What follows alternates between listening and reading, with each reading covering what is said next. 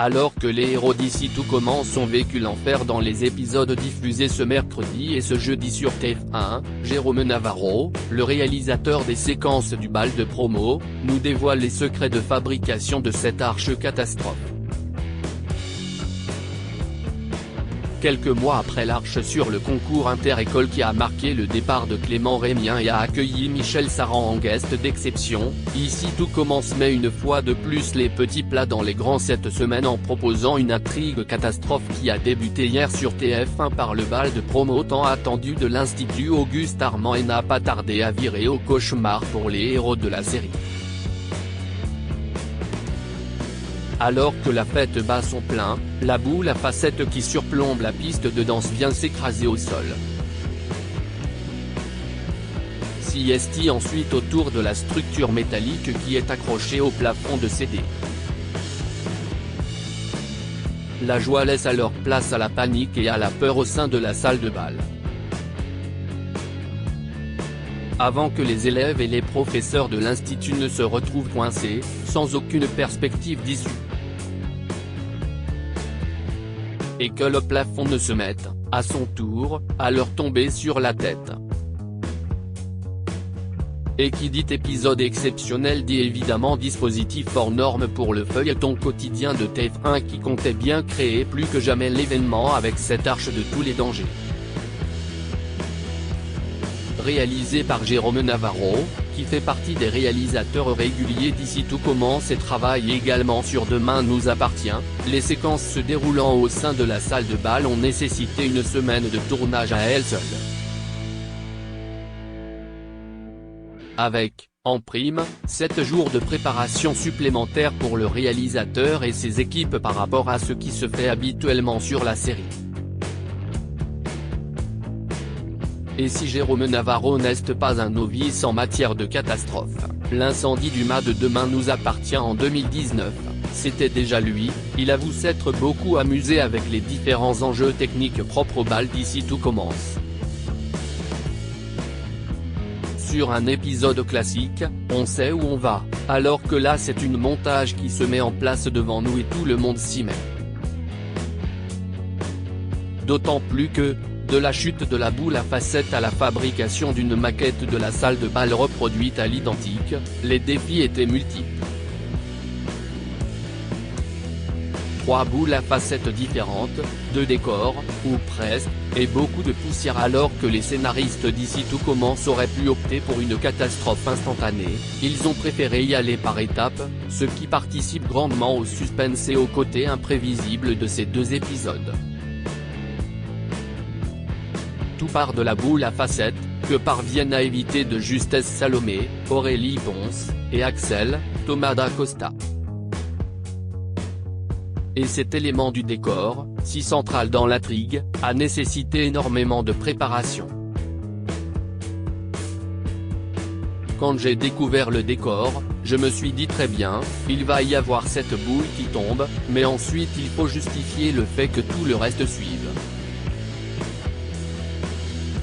C'était un vrai défi et ça m'amusait beaucoup, explique Jérôme Navarro, qui a dessiné quasiment tous les plans nécessaires à la réalisation du bal. Il y avait déjà eu une explosion et des incendies dans la série, mais nous n'étions encore jamais allés dans cette direction. On a fait plusieurs essais avec la boule à facettes. Parce que, mine de rien, il faut qu'elle s'écroule d'une certaine façon, qu'elle s'écrase et qu'on ait une impression de lourdeur. Donc on a utilisé 3 types de boules différents, une première très grosse au début, qu'on voit au départ au sol, puis une deuxième qui tombe sur les comédiens et qui est donc plus légère, et enfin une troisième en maquette qui est plus petite. Pour donner cette impression de plafond qui se fend et se morcelle avant de s'effondrer, les décorateurs d'ici tout commence ont confectionné une maquette de la salle de bal, ce qui leur permettait de pouvoir y aller à fond dans la destruction sans avoir recours à des effets numériques. Dans le décor de la salle de bal, je ne pouvais pas monter avec des grues pour faire des plans serrés du plafond, je ne pouvais pas montrer des bouts de poutre qui se détachaient, sinon je ne m'en sortais pas. J'avais une semaine de tournage avec les comédiens au sol pour mettre en boîte les choses qui tombent sur les personnages notamment, révèle Jérôme Navarro au sujet des secrets de fabrication des séquences les plus impressionnantes de l'intrigue balle de promo. Pour ce qui est des inserts, des contre-plongées, ou des plans sur le plafond, lorsqu'on voit les poutres qui se détachent, j'ai tourné tout ça la semaine suivante, en fonction de tout ce qu'on avait fait avant. Une maquette avait été construite au 1/2, à la moitié de la dimension normale. Les équipes déco ont été géniales, elles m'ont suivi, elles n'ont pas eu peur. Elles m'ont fait un super décor, en double, de tout le plafond. Donc dès qu'on voit la boule de près, la boule qui se détache de près, ou une poutre qui tombe, c'est de la maquette. On a même mis de la poussière sur la maquette.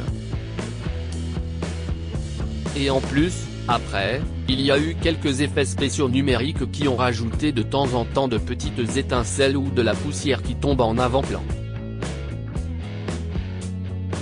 Mais c'est très rare. C'est principalement de la maquette. Autant de préparation et de réflexion sur ces différents éléments était évidemment primordial pour assurer le bon déroulement du tournage le moment venu, une fois sur le plateau. Et éviter que le moindre risque ne soit pris par les comédiens ou les différents techniciens d'ici tout commence. Si on n'avait pas eu cette préparation, on aurait été bloqué, poursuit le réalisateur, qui a co-dirigé ces 2 épisodes avec Christophe Barrault et Laurent Bourdier.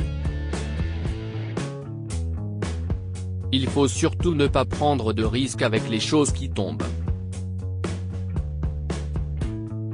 Rien que pour la boule à facettes, on a fait 4 après-midi de répétition. D'abord avec la boule toute seule, puis avec les comédiens la veille du tournage. Il faut répéter plein de fois et tout synchroniser. Et lorsque tout le monde est synchrone, on peut lancer le tournage. Surtout que sur une série comme Ici tout commence, on ne peut pas refaire 15 fois les prises. La poussière, qui était diffusée dans la salle à l'aide de canons, on ne peut pas la refaire 2 fois. Non seulement parce que toute l'installation est lourde, mais aussi parce que les comédiens sont tout poussiérés, rire. C'est très compliqué. Mais visuellement c'était intéressant. Je voulais absolument que, lorsque tout tombe, il s'éclaire avec les portables. Je pense que ça marche à l'écran. Carrie et Destination Finale comme références au-delà des séquences impressionnantes et haletantes qui ponctuent l'épisode de ce jeudi 5 mai, Jérôme Navarro et les scénaristes voulaient également s'amuser avec les codes du genre et avec les téléspectateurs afin de faire de ce bal de promo un vrai événement inoubliable et marquant de l'histoire de la série.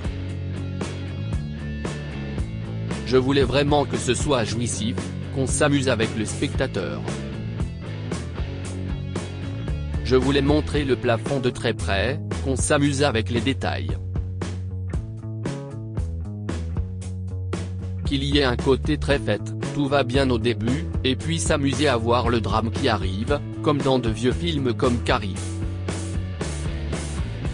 Le film de Brian De Palma n'est d'ailleurs pas la seule inspiration cinématographique que l'on peut noter dans les épisodes catastrophes du bal puisque, dès la diffusion des premières images de l'intrigue sur les réseaux sociaux, les fans ont remarqué un petit côté Destination Finale dans les plans où un boulon qui permet à la boule à facettes de tenir accroché au plafond tombe sur l'épaule de Salomé. Une référence qu'assume totalement le réalisateur d'Ici tout commence. Il y a beaucoup de films et de séries avec lesquels on a joué. Destination Finale évidemment, dans la scène du boulon par exemple. On prépare le spectateur à ce qui va se passer et on s'amuse avec ça. Si est hyper jouissif pour tout le monde. Et si tout est plus long sur un tel tournage, qui nécessite également de répéter des chorégraphies pour les scènes de danse, Jérôme Navarro assure que tout le monde s'est éclaté, des comédiens aux figurants, en passant par tous les membres de l'équipe technique. Tout le monde était embarqué avec moi. Le scénario m'amusait beaucoup. Il était assez simple sur le papier, et une fois sur le tournage ça devenait énorme. Mais il y avait de l'énergie qui venait de partout. Les figurants se sont beaucoup amusés, les comédiens aussi. Il fallait juste coordonner tout ça. Les téléspectateurs les plus observateurs auront peut-être remarqué que l'épisode diffusé ce soir sur TF1 était plus court que d'habitude puisqu'il dure seulement 22 minutes. Et si des questions de budget peuvent évidemment y être pour quelque chose, l'idée était surtout, pour le réalisateur, de ne rien perdre de la tension qui émane de ce bal de promo tragique. Quand on fait des séquences comme celle-ci, c'est hyper dynamique. On savait que tout allait aller très vite, explique Jérôme Navarro à notre micro. Je pouvais difficilement rallonger les séquences. La production le savait. On les avait prévenus et il n'y avait pas de problème par rapport à ça. Et comme les épisodes sont compliqués et chers, cela ne servait à rien de rallonger les séquences de manière artificielle. On voulait garder l'épisode tel qu'il devait l'être, c'est-à-dire très nerveux sur la fin. Le résultat, hyper dynamique et prenant, donne raison au réalisateur et devrait sans mal ravir tous les fans d'ici tout commence. Et si la poussière et les gravats laisseront place dans les prochains épisodes au temps de la reconstruction, les conséquences de ce bal tragique se feront certainement ressentir encore quelque temps à Calvière et au sein de l'Institut. Après tout, la main retrouvée sous les décombres par Louis, Fabian Wolfrom, pourrait bien être annonciatrice de bouleversements importants dans la vie des apprentis chefs étoilés.